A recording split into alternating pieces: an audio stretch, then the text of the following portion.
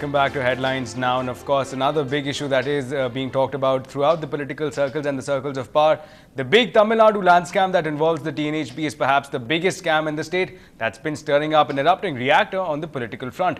With the government's discretionary powers being abused in this, it certainly has shocked the entire state. What's even worse is that now bureaucrats are no less involved than the politicians. My colleague Shabir Ahmed brought the cat out of the bag.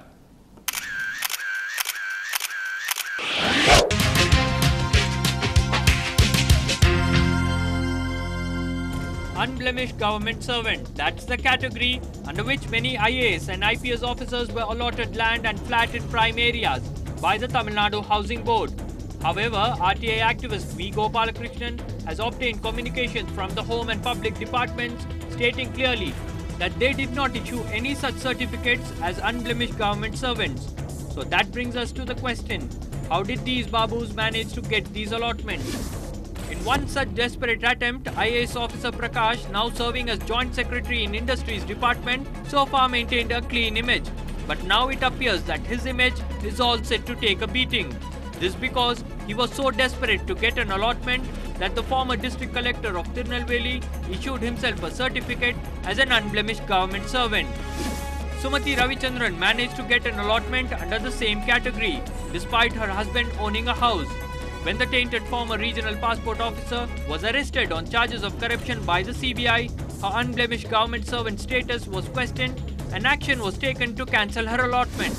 C.K. Garyali, the former secretary to the governor, was allotted a plot worth 1 crore 20 lakh rupees under government discretionary quota as an unblemished government servant.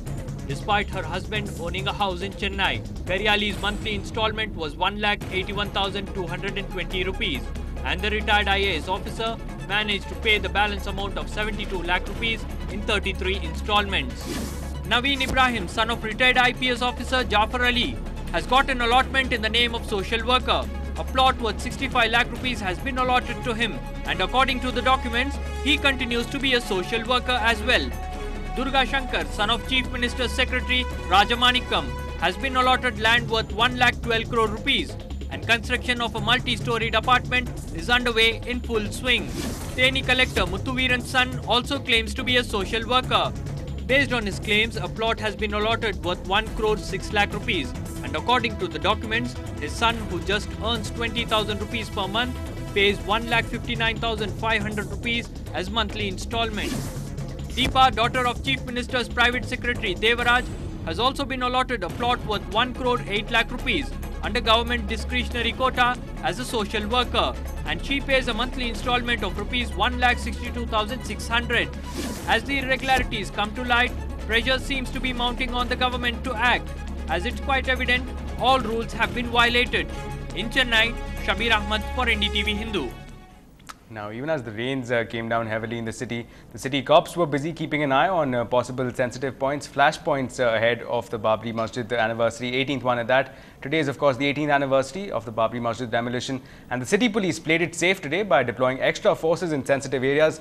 The city police upped the security in SETI to preempt and disable any untoward incidents. Our reporter Salim was at the Central Railway Station.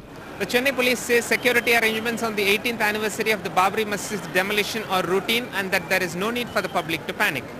Passengers who are entering the Chennai Central Railway Station are made to walk through the door frame metal detector. Their baggages are being frisked.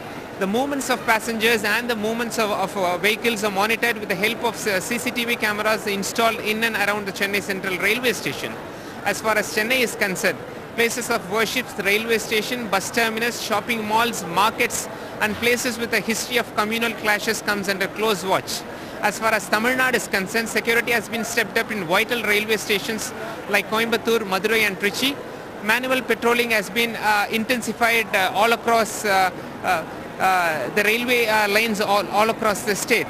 As far as Tamil Nadu is concerned, there is no specific intelligence threat, and the bomb detection and disposal squads are on their toes. Sniffer dogs are pressed into service.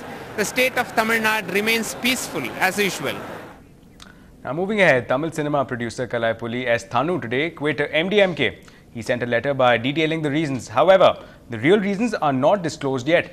In a recent function held by the MDMK in Kanchipuram, Thanu is said to have been sidelined. He tried to meet MDMK chief Vaiko many times but was not given much importance. He He was given a statement that he will stay away from the MDMK party.